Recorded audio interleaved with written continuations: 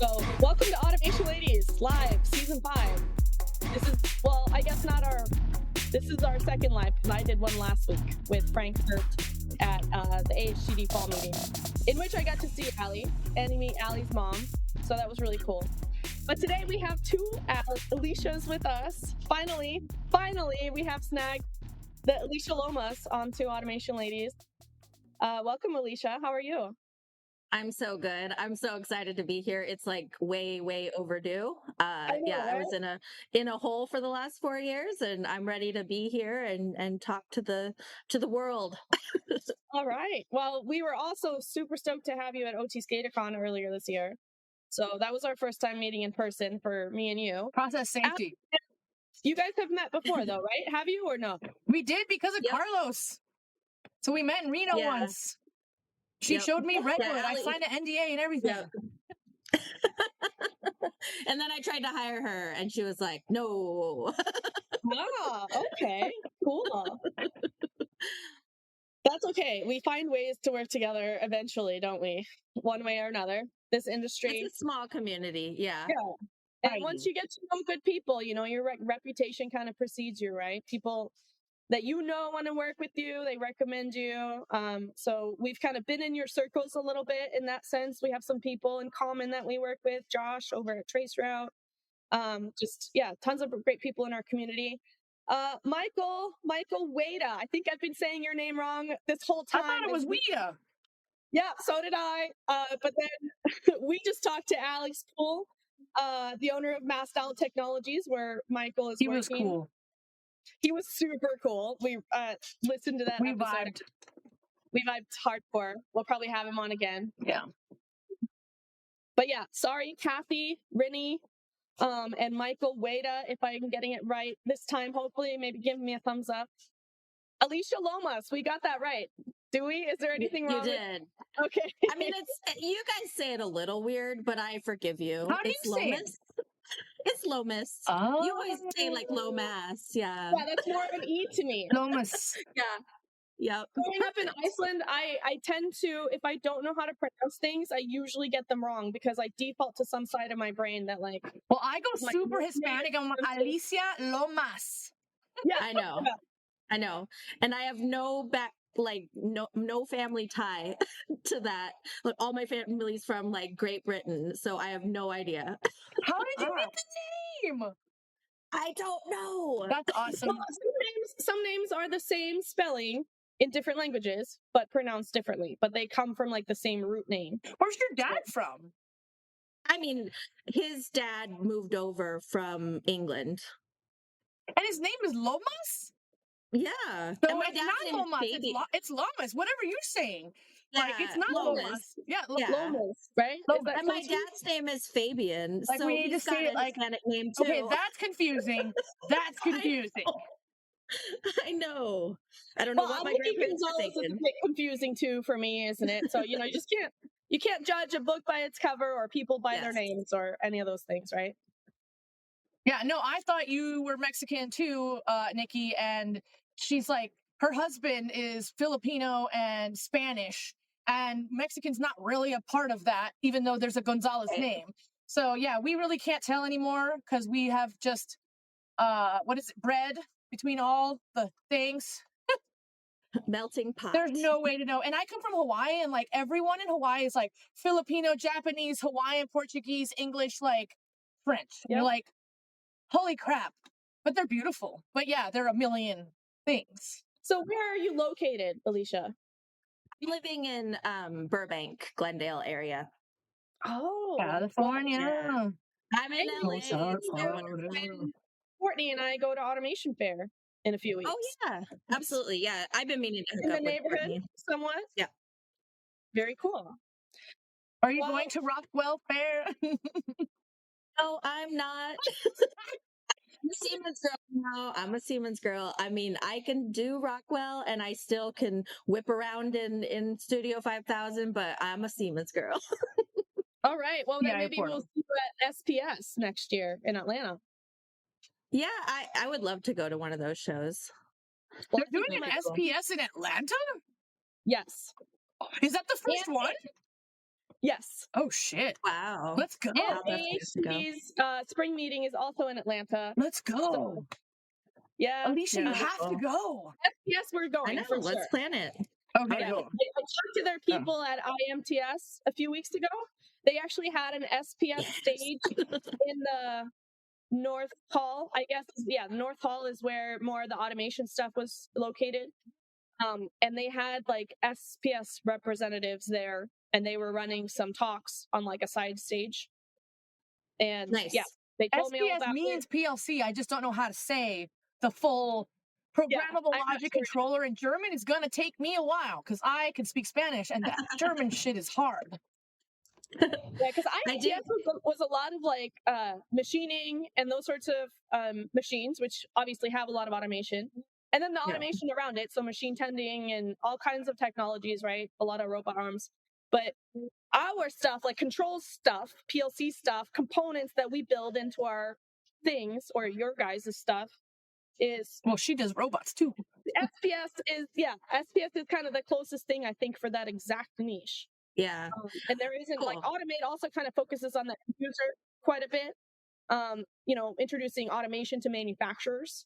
And then there's different like packaging shows and this and that. So I think SPS kind of possibly fills a little bit of a void that we had here on this side of the ocean. That sounds So great. yeah, that would be a fun Yeah, time. last year I got to go to Hanover Messe, like the big conference. That was like a dream of mine. And it was great because it was Phoenix Contact and Siemens like fighting for me to go on their dime. And I picked the best Yay. package and it was Phoenix Contact. Sorry, Siemens. Nice. That's dope. It was such a cool show. Next year, yeah. just go on the other one's dime. Just kidding. But seriously, People even Yeah, had like equal opportunity, right? Let's give them a yeah. turn. They had special Pumas that were Siemens Pumas. oh and I my was like, god, I I need a want pair that. of those. With like the dark blue and like the light green they have. It was the yeah. Totally color schemed. Yeah, I really like the trend of like matching sneakers. Like E-Plan had those red and black Nikes, I think, and Harding also. They have shoes. Well, we got our purple. We got to get you a pair of our purple automation ladies. Oh yeah, a shirt and everything, and a hat. Heck But yeah. like, I want to comment that like, it costs a little bit more money to make all your plastic shit a blue hue like this, but it's Yeah. worth it. Like that brand, Totally. Brand everyone knows recognition. what this is. It's elegant as hell. Yeah. Those are beautiful colors. They are Like, good and colors. that's just a little bit of extra money to make your gray like blue. That's it. Like, Yep. Can I and also? we I'm love gonna this crap. Yeah, I'm gonna throw in one more anecdote here, Allie. When I was crossing the border from Seattle to Vancouver via car, at the time I didn't have my green card, but I had like a paper I could use. It was called a parole document. We really like to call immigrants aliens and parolees. It's Oh God. I had to go inside the office both times to get background checked and all this kind of stuff. And just the stark difference between the rundown, everything was brown and tan, and nobody was happy to be there, US side of it, coming in, versus the blue, cheery, everyone was really nice, Canada side coming in. It changes your mindset. It matters. Yeah. It does. Your environment matters, Yeah. I like Absolutely. natural light, like the colors that you have to endure looking at, or the lack of color. I care what color my Panduit is. I care what color my Ethernet cables are. And people are like, no one's ever going to see that ever. And I'm like, that's true. But you care, and that's what matters. And you spend a lot of time in the panels. It's just my art. Yeah. Red plastic. I believe that. So we accidentally, remember during the like famine of freaking supply chain, Global supply chain. we would buy crap from McMaster Car and we're just like, we just need gray terminal box. We don't care. And they would ship us red ones. And we're like, holy shit, we don't have time to switch these out. So we just used them. We're like, well, it's technically 120 volts. So we're going to go for it. You had to do what you had to do during that. Yeah. I had to throw all my standards out the window. And so I had Schneider, I had Siemens, I had ABB, like whatever. And, thank goodness I had an amazing controls team that could figure all that out and get all the GSD files and, talk to every little thing. But That's I mean, integration for you real. had to do it. You Yeah. had to do it. Yeah. That's And a people lot are of always extra like, work. Like, yeah, people adding that new. when they're I had when they're Nikki sending me looking for, like, jumpers, and then we get the wrong jumpers, and then we yeah, need a different I jumper know. set, and I'm like, shit. Not But yeah, I 6.2 think millimeters, 8.2 millimeters. people think that, a controls engineer has to have something on their resume that said they've worked on every platform that they're going into. And it's like, no. No. And Yeah. controls engineers figure stuff out Impossible. every day. New. Yeah. That's just like a mean thing to require. Be like, okay, so we want someone that's 100 years old. Like, who's gonna do that? Be like, oh yeah, I worked on PLC5 and Slick and Micrologics and Control Speaking Logics of, and though, Schneider. we're gonna start interviewing some of these folks that were around during the earlier times. Yeah. We got I two heard Franks really in our circles. Frank was talking about working like he was the kid, right? The Yeah. kid for the guys in 1977 when he graduated college. He was the kid, like intern, working for the three guys that were like basically implementing PLC1. And so they were taking all the calls. So that is epic shit to That's me. so cool. Even though it's Rockwell, like I don't care. That is historical epicry. If that's we will talk about it. Absolutely. I want to hear all the stories. Yeah, when he came to visit, we talked about that too, because I was always the youngest too. And it happened within the last like few years that I'm like the old lady now. Like I was always the youngest on every team I was on. Me and Nikki are old now. Well, let's hear about your beginnings, Alicia. Yeah. How did you get into controls engineering? And, tell us kind of how you got to be where you are. Yeah. So basically I was a nerd in school. I was like an athlete and a nerd. I played soccer and I was like, I have to have a 4.0. And, it was just important to me. And I just was good at math and science and loved it. And so I had a chemistry teacher. And he was like, you should do chemical engineering. I was in organic chemistry. And he's like, you're really good at this and you like it. You should do chemical engineering because you make more money. Because you could do chemistry, but it's going to be hard to find a job. And, you want to be comfortable in life. That's a good teacher. I'm like, okay. Yeah. Right. And so I was like, okay, cool, I'm going to do it. So then it was like, that was it. Like I was going to be a chemical engineer. I ended up, going off to University of Washington, graduating and getting my first job down in Texas for Schreiber Foods, which they do like off-brand cheese, private label cheese. And I was like a production supervisor. So I just wanted a job out of school and food is relatable. So I like food because I can talk to people. Well, obviously we love food. We love food. Cookies. We can talk to our family. We can talk to our family and be like, I'm making cheese for a living. Like they know what you're talking about. Than what we actually do with that. Exactly. But that was wild being like 22 and like having 30 people report to you and you don't know anything about anything. And we were starting up a new shredded cheese production line. And so, you're writing SOPs for the first time. You're trying to get the equipment running successfully, changeovers, all that kind of stuff. So then I was like, well, I need to get into engineering and I don't really like this. So I went over to Daisy Brand. They recruited me and I went over to be kind of like a liaison between ops and engineering. But the engineers just kind of was like, ooh, she's good. We should pull her over. And I lucked out. I had these two guys, Tom Lambert and Tom Lurkowski, that took me under their wing and taught me everything. So I was, it was Wonderware. It was, some Slick, Control Logics. It was Toshiba VFDs. We were still doing like ControlNet. And they just taught me everything from the ground up and gave me the whole cottage cheese process. So it was a brand new product for them then. And I got to run the whole dang thing, like from scratch. Like we were sketching out isometric drawings for sanitary piping. I was, working with control panel designers to get my control panels built, overseeing all the contractors, and then programming everything and commissioning it. And I just remember like the first we were making cottage cheese, the owner of Daisy was sitting next to me and I'm like, gosh, I hope my sequences run right. Like I was so nervous and everything worked great. So that just gave me that foundation of like controls engineers are more than just programming. They size heat exchangers, they size valves, they do everything. And that's where me and Allie have a lot of similarities. We're process controls engineers at the end of the day. Like, we're chemical engineers, right? So we have to know all of that. We have to know what works. So that kind of built my foundation and my love for automation. So then I needed to move back up to Washington because my niece was born and I wanted to be a part of her life.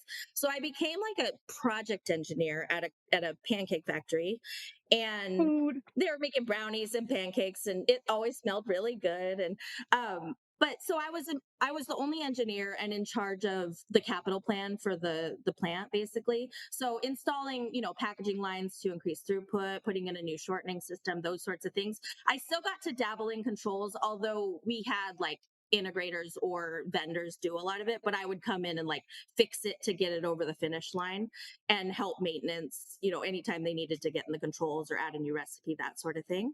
And then just kind of bopped around as a project engineer for a few different companies, all food and bev, and then ultimately landed at Chobani in Twin Falls, Idaho. So it's the world largest yogurt factory in the I US. love I think yogurt. it might be the world. Yeah. So it was a brand new factory with a bunch of new production lines. So I got in early there as well. So it was, I mean, Chobani's a startup at the end of the day. It's still a private company. And so there were like four of us. And then ultimately they were like, the VP of engineering, who's been my long-term mentor, was like, you should be a leader, Alicia. I think you're ready. And I'm like, no, I just want to be the kick-ass controls engineer. And one of my coworkers, who actually has worked for me twice now, he worked for me at Redwood as well. Like, we would just like race to see who was the fastest programmer. And like, if anybody would come into the office when we had to go look for an issue in the plant, it'd be like, Dan and Alicia, they would come to us, and it was like, who's the better controls engineer? I was so competitive. So then they asked him if he'd be okay if I was the boss. He was like, heck yeah, I don't want to be the boss. Like, I just want to be an engineer, and let Alicia do it. Let Alicia deal with the BS.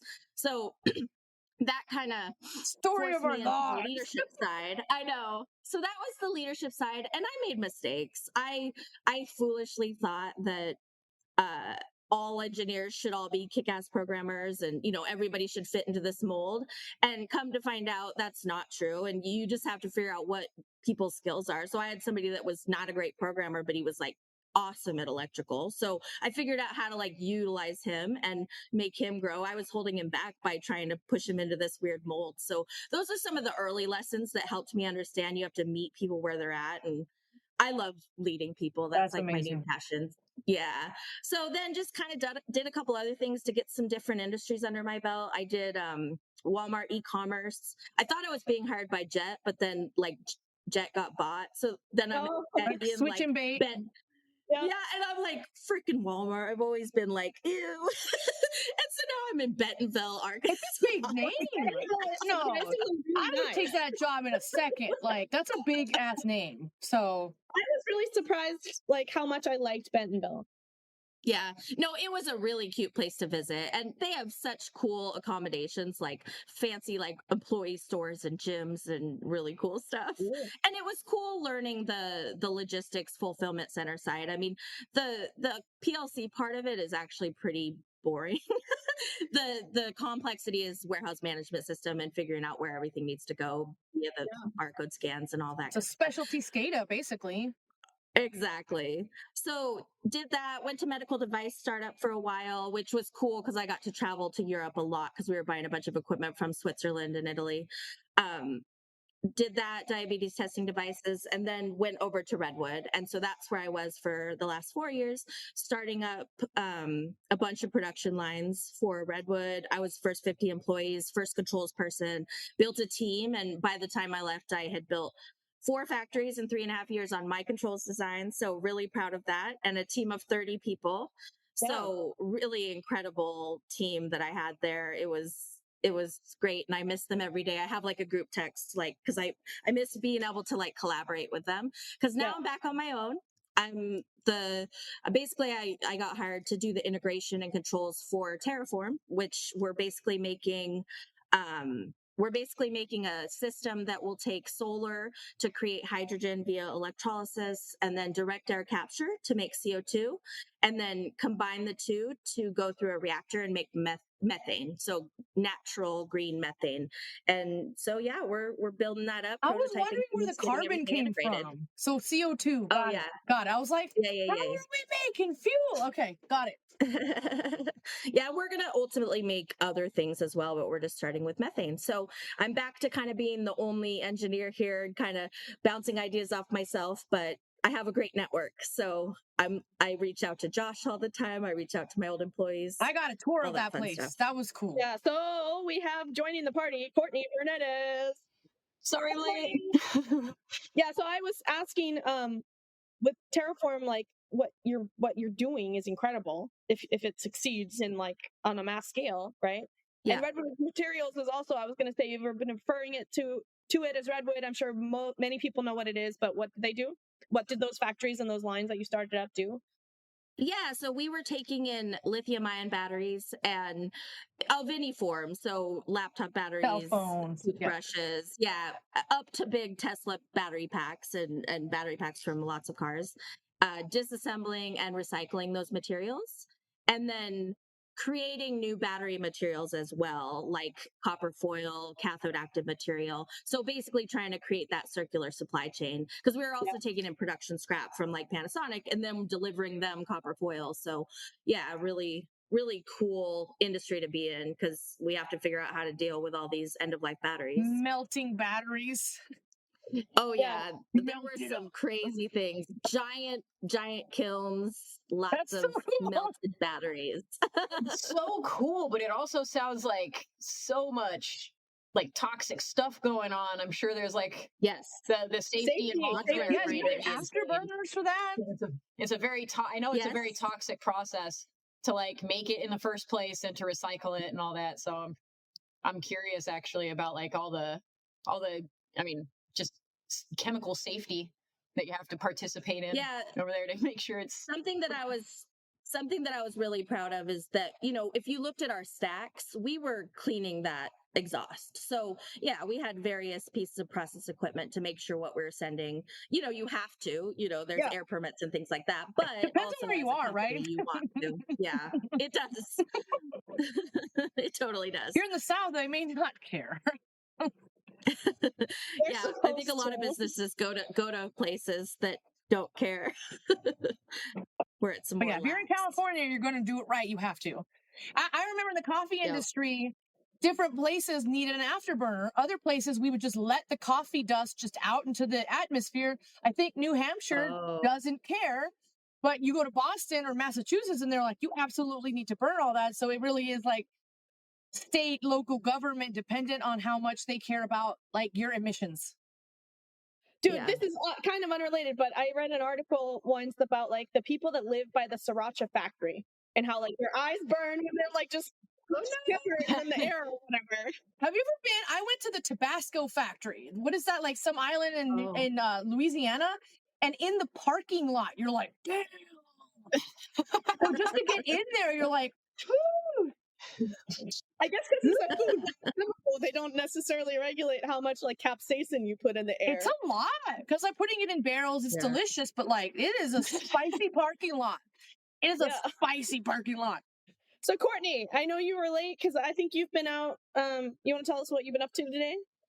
Yeah, putting out fires in some cases that I started myself. So it's a day in the life of an integrator. Sometimes I think trying to play business owner and engineer in the same day is not something I would recommend anybody do. I've had several moments where I've opened a panel on a low voltage control system that I'm doing. It's full of 16 gauge wire. I'm gonna fire myself as the electrician on this project. But yeah, I've just been troubleshooting a system that should be done by now, and it just keeps rearing its head. Well, we're sorry to hear that, but welcome to the support. I'm very happy to be here. Yeah. Good. And I'm a terrible programmer. Or I said programmer. I meant electrician because my mind got all jumbled. But yeah, I'm a terrible electrician. I'm a good programmer. apparently I I'm actually terrible am at a bad programmer and a pretty good electrician. Nice. I feel I'm that not way. sure which one I'm good at anymore. I have glasses that I dropped, and like I can't see where I dropped them now because they're my glasses. So that's having an effect on all of it. Oh, yeah, another Hispanic last name that is not Hispanic person. Yeah. That's funny. Oh, we got Courtney some married in also. here. While I was at Red Gold, we made a seafood sauce and the horseradish in your eyes from the parking lot. Yeah. I can only imagine. I bet, like, what about a wasabi factory? You know, Ooh, That'd be or a intense. horseradish sauce factory. Yeah. I mean, onions are bad enough, I thought. But like that doesn't go into the parking lot from what I could Bear mace, that's a factory. Yeah. Like, and regular mace, capsaicin spray is a factory. Like, someone's got to put that pepper spray. Where do you make pepper spray? Somebody's doing that on a scale, or they're just like, oops, they're.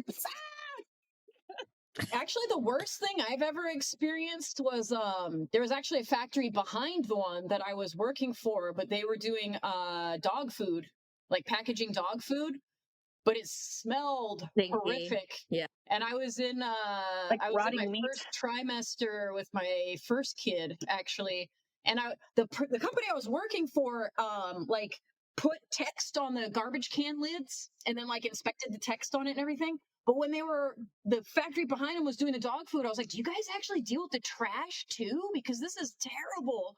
And they informed me that no, the other factory is processing dog food and it doesn't smell good. But when you're pregnant, like that's got to be rough. That was rough. Extra sensitive. Very kimchi unfriendly, like very quickly. Yeah. Kimchi. Oh shit. It's like, what's your favorite food, Alicia, our guest today? My favorite food, I like Indian curry of any sort is my favorite. I love spicy. So all this spicy talk just makes me hungry. I don't want it in my eyes though. Yeah, no. Our early episode, because we hadn't gotten a hold on scheduling at all, and we were just pre-recording. We ate in probably like half of the first season episodes, at least the ones that never aired. Do you remember that? Like one of us was eating dinner, mostly me. Yep. So we've stopped. Like, what is that? Chicken wings? Like, what is that? I was honestly gonna bring a Big Mac onto this one, but I didn't. Well, you would be welcome to. It would. I guess it would be on brand. It would be on brand. We have to live, like, yeah. And like, yeah, and we're busy. How many people like really do have these extra days, extra hours every week? We have to make the hour or whatever. And it helps that it's fun because I think otherwise we would have quit by now. Have all of you guys had a run with sales engineering already? Because I feel like never. It was like I'm constantly just eating while I drive to the next place. You know, I don't remember the last time I sat down and ate. But yeah, like as a manager of a department, I definitely felt like I wasn't going to leave. So I was going to eat there and just, not. So Alicia, as probably one of the few healthy like leaders in this group of four here, in terms of somebody that's grown a team, mentored people, how do you try to have like a good culture from the top down as a leader like that for things, for instance, like taking your lunch, right? Or like, because we all know like this job has a lot of pressures and time, it's constant. So I didn't do a good job of showing my people how you should act because I was literally on call online at late at night. I'd go home from work and still be working until midnight and then be the one to answer the phone like in the middle of the night. So but my team very much like would encourage me, Alicia, take a break. They try to take things off my plate because they cared about me and trusted me. So that's really what it is like building that transparency and trust. And I will say that I've been told from various leaders that they don't like my leadership style, but it's very effective if you look at the proof. And so I get told all the time, like, you have the most highly effective team, the most collaborative team, but it's like intimidating to other leaders. It's really, really, really, really weird, and I would love to unpack that. But to me, it's like you've got to give. They don't want to do the work that you just showed them they're gonna have to do. Probably it's like motivated to make to be good, do good work. And what I do is make sure they feel heard. I know what their barriers are, try to like shelter them from all the BS from the upper management and just let them go do what they're good at. And so I want it to be where they can come up to me and tell me anything, even if it's like, ooh, I'm late, or ooh, I screwed up. And that's the culture. I admit when I'm wrong. I want them to admit when they're wrong, and so then they want to work hard for me, and Yeah. I care about them outside of work, and I want to just make sure they grow. And that's the biggest thing. And engineers need to know what they're working on. For some reason, some leaders like to just give them little bits and pieces and say, go have at it. And plus you have to do it really fast and really cheap. And if you know, like, okay, well, we have to come in under this target to make money, and that's why these pressures are here, and they're going to ask you to do this really challenging thing that doesn't make sense, but then they explain why, then it's like, okay, I can get behind this, I can do this really weird thing, but it's for the business. And for whatever reason, some leaders don't like to share all that context and background information. That's incredible to hear. One of my favorite and best leaders when I was in sales was a gentleman named Craig Tamita. He's I think he's retired now, but he's down in SoCal. I've worked with Craig, actually. He's a good dude. Yeah, he purposely, like, this was amazing to me. I think he was like my third manager of my career, maybe. And like, he would do things like, hey, I want everybody, or we got mandated to read some book. He's like, I'm gonna give you the notes that I think are really important, so that if you don't have time to read it, like, here it is. Or he would fill out reports for us. He would take care of busy work. And then he was like super clear with his action items to us, and like what he was asking and why. And it was just like, it was so refreshing. And his rationale was like, yeah, I want you to be empowered to do your job, not doing a bunch of BS that like hinders you. And my job is to facilitate and exactly know what the blockers are, how to help them be successful, make sure they're clear on what they're supposed to be doing, Yep. and then get the training that's required if you're lacking somewhere, right? Like, that's, to me, is leadership. Exactly. Yeah, and the other thing is, like, I don't ask people to do something that I've not done or won't do. Now, as I get older, there's, as things change and we're moving more towards script-based programming, things like that. I don't have time to stay up on everything, obviously. So, I have to be okay with not being able to do it, but they know that I could do it. Like, if I had the time and I wanted to go be an engineer, not be the leader anymore, like, I could go figure it out, and they know that. So it's hard to get a technical leader in this space. I've only worked for maybe like 2 in my entire career that actually did controls and automation. So you work for mechanical engineers or chemical engineers, and they don't really understand your world. We're just like this weird black box. So, I think one of the reasons why I was successful as a leader is because I am technical and I can really understand the challenges. I think it's important to be willing to do the work that you're asking other people to do, and give them that confidence, that like you're not just telling them to do something that you think is going to work. Like, you already know how this stuff works. You've been there, you've done it. Now you're handing off, the next generation that knowledge. Yep. I actually used to, I was a Sparky. No, I still am a Sparky, but like I was a Sparky doing like a mechanical engineering type job. And it's not what I studied, but I can figure things out really quick. So I was out turning wrenches, with the mechanics. And that, to your point, I had other leaders telling me, I don't really like this leadership style, because those are the most expensive bolts that are turned out there, are the ones that you're turning. And, my stance was always, I can't understand what I'm telling them to do if I'm not out here breaking it and doing it myself. I'm just basically throwing hopes and dreams out into the ether and praying for a machine to come out. Yeah, and without micromanaging, you truly don't know how hard the task is that they're going through unless you have some semblance of understanding. So, what's the largest team you've ever had working under you?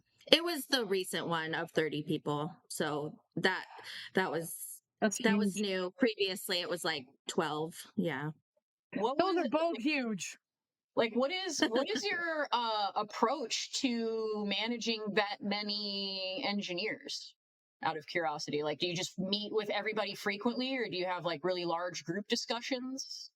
What we ended up having to do is basically take the engineers that wanted to grow into people leaders and promote them, because there's no way I was going to be able to 100% meet with everybody. And then even engineers that didn't want to be managers, but they could at least look after another engineer, there would be like pairings like that. So, I kind of had an informal mentoring program. So everybody that was below like a senior engineer was paired up with a mentor. So they had somebody to go to.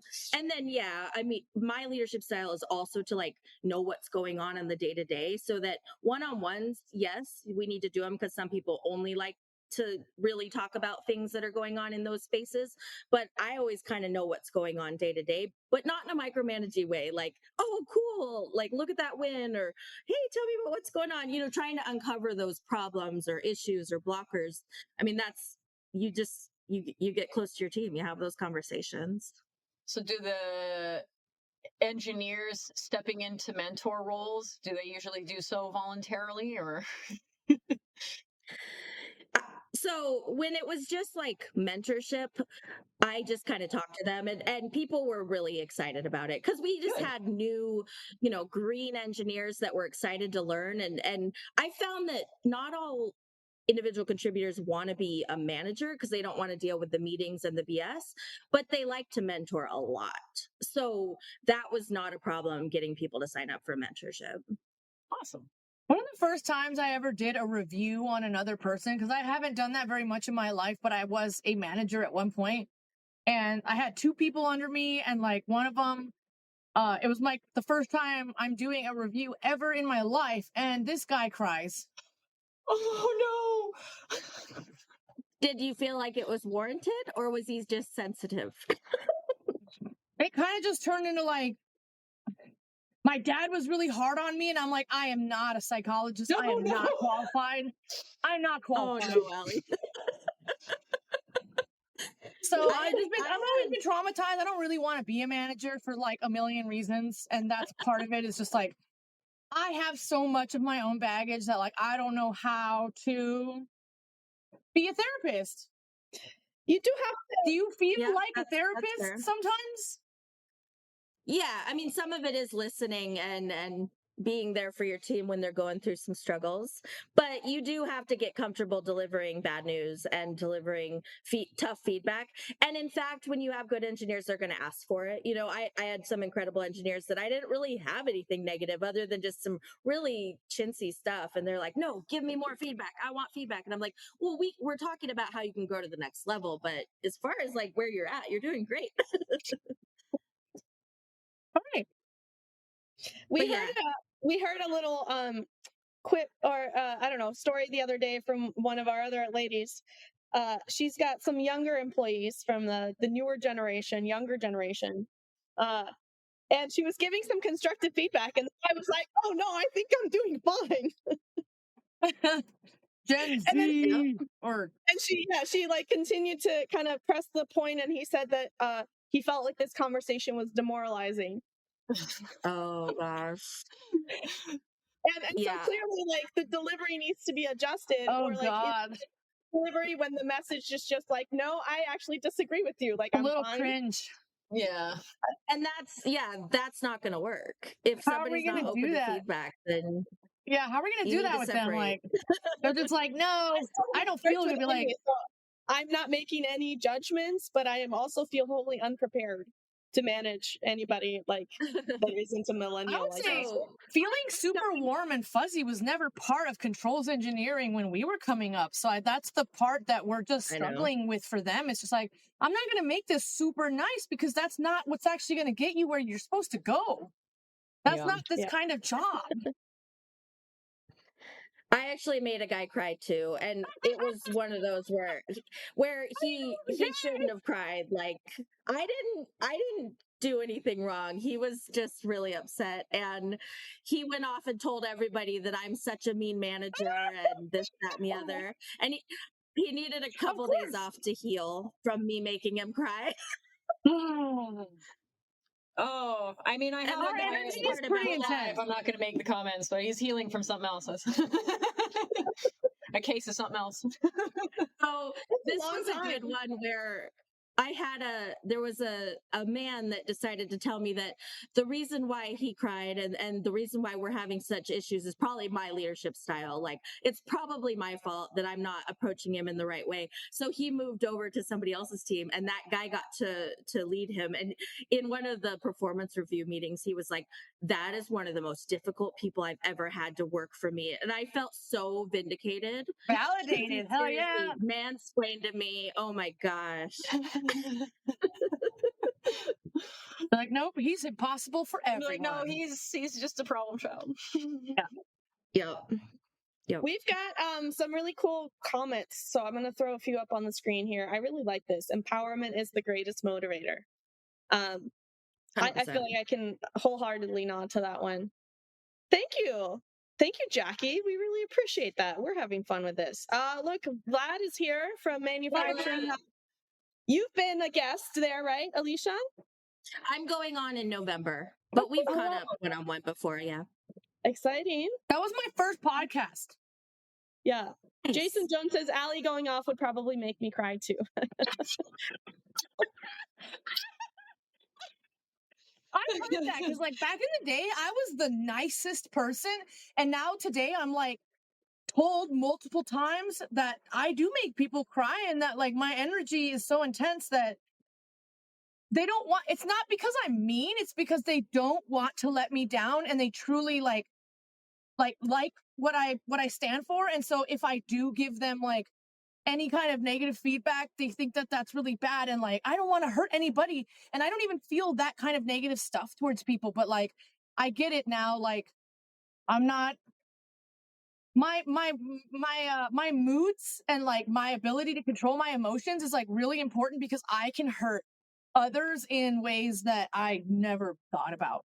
And I don't want that. Because people look up to you. People look up to you and a that's lot. And that's a responsibility I need to accept and just be like, I can't be how I used to be and just freak out about anything, because that's people are going to get really damaged by that, and that's not fair.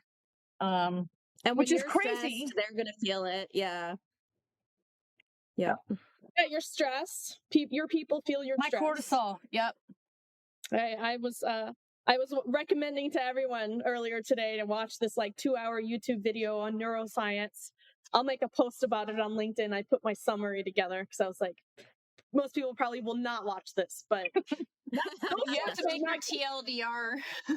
yes, exactly. I have a TLDR list. But one of those is exactly that your cortisol is contagious, both from just kind of like being around people that are really stressed. If you have any kind of EQ, you will pick up on that. But secondly, it's a hormone that leaks. It goes from your skin to people that are in proximity with you, and it will be absorbed by their skin. So even if you're a leader that's very good at hiding your stress from your people, or you think that you're doing that, you may still very much be unconsciously like pheromones. Yep. Or pay attention and I think I'm really running late for school, and you feel stressed out that you're late for school. Yeah. I always feel like since I was a little kid, I could feel what others felt. And so I always was like, well, I'm going to say what is going to make them not sad, because like I can tell. And that was when I was really little. I was like, why did that kid say such a mean thing when it's really obvious that like this other kid is in pain? And so I could just notice that when I was really small, like less than 10, and like other kids just don't see it. And even when they grow up, they don't see that shit. So I don't know. It's just a EQ in some kids like is kind of high, and mine for some reason haunts me. It seems like now they're doing a lot of like mindfulness stuff with kids, like way more than when I was going through school. And if there was any skill I could give my kids that I don't feel like I was taught at their age, is like emotional regulation. Because if you try to analyze something before you've emotionally regulated, you'll never get to actually the regulation part. Yeah, you got to go be mad somewhere. Keep analyzing and never actually calm down. So you have to regulate first. And I hope the next generations learn that like way earlier than me. I'm almost 40 and I just figured it out like today. I think honestly, also our profession does have some, if you're not conscious about it, health hazards, shall we say. Obviously there's safety hazards, but then just general kind of health. I mean, I remember, so I, started my career in the sales engineering, and I just remember looking at a lot of the people that I was looking up to professionally, And when I looked at them like health wise, I was like, I'm not looking up to that. Like that's not what I'm looking forward to. I don't. I don't want that for myself. Yeah. And Michael made another great comment here. Something about sitting on a bucket, laptop balanced on a trash can, troubleshooting a down machine at 3 a.m. It toughens you up quickly. Yep. It does. And if you're not careful, it will also run you down pretty quickly. Yeah. Alicia, go ahead. Yeah, I was gonna say I'm on like the recovery of being that person for 20 years, to be very honest. Like my friends would always be like, what in the heck? Because I'm getting calls, fixing the yogurt plant, all the time. It took me until maybe a few years ago to even start shutting off things when I go on vacation. Like this is just who I am. I'm majorly defined by work, but I need to work on that. So now in my current role, we have really good work-life balance. I'm loving LA. Like it's just beautiful, and I'm learning who I am. But that's weird too. Like, what do I like outside of work? So I started like junk journaling, and I'm having a blast.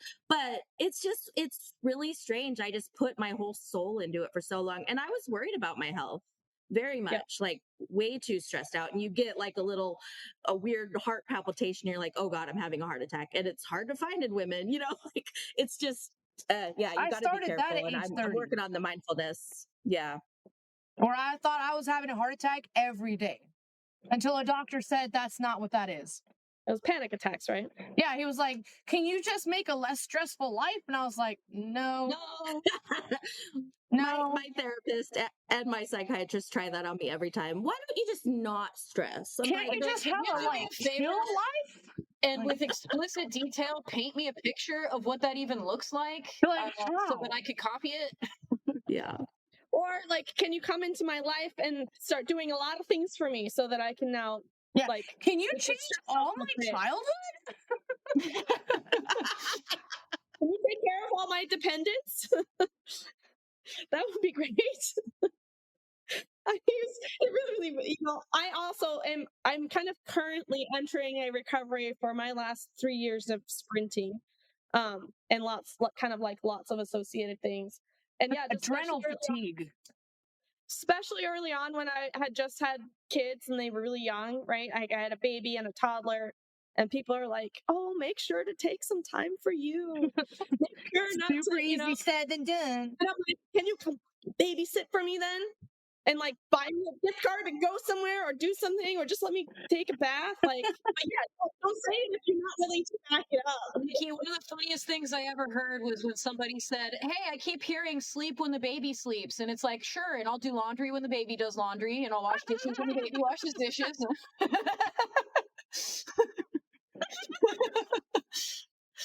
Will you pay the bills when the baby pays? Yeah, I pay the bills when the baby pays. Yep. So my baby's first mail was a bill from the hospital in which she was born. Like, oh, I gotta frame this, your first piece of mail. Yeah. Multi-$1,000 bill and to a few-day-old baby. Like, I feel like that's she was a preemie, right? That was why it cost money. That's stupid. Big NICU bill. Yeah. So what do you guys do when you know that's happening? Because lately, like, I've just been going to eat food or take a shower or something if I know I'm getting to that point. But like, music, crying, music. So my daughter has this book, Parker's Big Feelings, it's called. And this girl, Parker, has a terrible day at school. She like falls on the playground and she spills juice on herself, and she's new at the school and she misses her friend. And she's upset when she gets home. And her mom advises her to breathe, exercise, and then read, I think was her like activity to calm down her big feelings. And I was like, you know what? I can get on board with this manual. It's very short. It's very easy to read. It's practical, fairly easy to implement. She went to go ride her bike for like 15 minutes. So I've been trying to do that. Breathe, get a little bit of exercise, and then try to do something. Breathing is huge. It will go away. But when it's there, like, it's big. And just so you gotta walk away. At least did you ever have to make one of your 30 engineers go out and breathe? Yes, there were a lot of breakdowns. And yeah, you just gotta get them out, get them away. Yeah. Like, So team building stuff. I have a colleague at Quopium. He used to be he did improv theater or something. Nice. And when we have our offsites, he led this exercise once that like improvers do before they practice or something. I don't know, but it was just about this like whooshing like good energy to people in a circle, and it took maybe 5 minutes. But it really just brought a whole new bright positive energy to the whole room. It was impossible not to feel better after doing that, and it was also like a team camaraderie, team building type activity. That's cool. Have you done any kind of team building activities that you had to put together for your team off site at any of your jobs or anything like that? Yeah, my favorite one is sending the team when I was at Chobani to the escape room, and they got stuck basically trying to recalibrate. There was this little tabletop scale, and they tried to recalibrate it, and that wasn't even part of the journey at all. Like freaking controls engineers, like it was wild. That's hilarious because you put different things on there and be like, I know what this weighs. Like, wow. That sounds like fun. I know this is a 4 gram phone. Really important. Yeah. We feel like karaoke is a good way of doing it. We did a lot of trivia. But I like karaoke too. Yeah. Karaoke we like, we only started trying it recently, but it just forces you to be really uncomfortable with people, and you get to like laugh at it together and have fun. And as long as I think you're with people that have the capacity to like be kind and have fun, you break down a lot of barriers that way. People told me like when I was singing, like when I opened, for like Trace Route Cons like night, that after they saw me suck, that they felt like nobody had to take anything seriously anymore. So it's just like, this isn't serious, because it's not. It's freaking karaoke. It's not serious. People miss the point of karaoke when they go up and they're really good. I'm like, it's supposed to be bad. That. You're gonna suck. That's the point of this whole thing. Is that like you sound like David crap. was good. David is not allowed to open. He's not allowed. He's way David, you're too good for this. He's really good though. He's and you're such an amazing karaoke singer, Dave. Like. Well, okay, I think if you have a published album, like you don't qualify as a karaoke singer, you're a real singer. Right? But we need both, because it's just gonna it's like we're gonna all be like, oh my god, this person's amazing, and everyone else we're just like, well, what did you expect? Like, and you just clap anyway. You're good job, you suck. Like, no, it's amazing to have an amazing singer at karaoke. I'm just saying, don't open because you go Nobody don't want to go. Yeah. As the closer or as the middle, like just any other position other than like the first one. We should tell everybody that they should come to OT SCADA CON next year so they can do karaoke with us. Yes. I already got my ticket. Oh. We're looking forward to it. Yeah, it really that was a level of also because we had kind of no idea what to expect, like how it would actually play out with the attendees. Like just the group of people that we had was really across the board, like all different positions, all different levels, kind of different corners of our little world in the industry. And I thought it was really incredible, like how the room came together, even those that didn't end up going out to karaoke with us or whatever. Yeah. Can you tell us a little bit, just Alicia, from like your side of things? What was that like? Like, what were you expecting, and what was it that you found there that made you want to come back? Yeah, I didn't know what to expect, and I didn't I had no clue, and I was kind of I didn't plan on going because I just didn't have time or whatever. But then Josh is like, Alicia, you need to go. I'm going, I'm speaking, you should go. And so then he convinced me to message you guys and be like, do you have a spot? I want to come. So, I mean, it was so incredible. And Dave Grohl's one of my people that worked for me at Redwood also came, and we just had the greatest time. Yeah. It was everybody just came together. Everybody was so supportive. And, we talked about it a lot at the conference. There were people that had never spoken before, but they have lots of cool things to say because they've been in this industry and they have a lot of knowledge. And they got up there and everybody was just like, woo, woo, yeah, cheering them on. Like nobody felt bad. It kind of helped people grow. And it was just such a good community that I felt like you guys built up, and everybody brought their A game to like network and care about each other. And I want to do that all the time. It was so cool. Such good energy. Thank you. Yeah. It was good energy. Thank you, Allie, for coming up with that. Like, that it is really Allie's brainchild. I know operations wise, like some of us kind of boots on the ground, we're a little bit more visible, but this was like entirely Allie's concept from start to finish. And it could grow into and anything, yeah, I mean, you know. Yeah, I think we've been kind of clear even with automation ladies from the start. Like, mostly our rules are no assholes allowed. Like, it's for everyone. People think it's whatever, that it's for ladies. But it will stick with the name. Asshole is a genderless Run term. by ladies. But the main rule is no assholes on automation ladies or in our community. You can see yourself out. There's plenty of other places for you to go where that's appreciated. Yeah, no, there's asshole culture everywhere. We just don't need that. For us. Yes, Nope. there is. Like, I was telling there's Alicia a place earlier, for you if actually, that's what you like. and Yeah. I probably said it again, like, I want all the constructive feedback. Just please be kind about it. Like, I want to hear it, but I will cry if you're going to be mean about it. If you don't give me a compliment sandwich, There's no need to be mean about it. I don't even need the compliment sandwich. You could just like, say it like you don't think I'm dumb when you're saying yeah. it. Can you give me some credit for anything? Like, did I do anything right? All right, Meme Poppy's here. He really wants to. Oh, David Garcia. Yeah, okay. He says, Juan Pino, one of our other wonderful speakers. The only asshole allowed. Yes, Juan Pino's the only asshole allowed. We do love Juan. We love you, Juan. It's because he brings He's our self-identified asshole. Florida But asshole. actually. Yeah. Well, doesn't everyone have that one, like at least one asshole friend that you love, even though he's an asshole, he or she, right? That's a unisex term in my opinion. Emily, just kidding. I'm an asshole.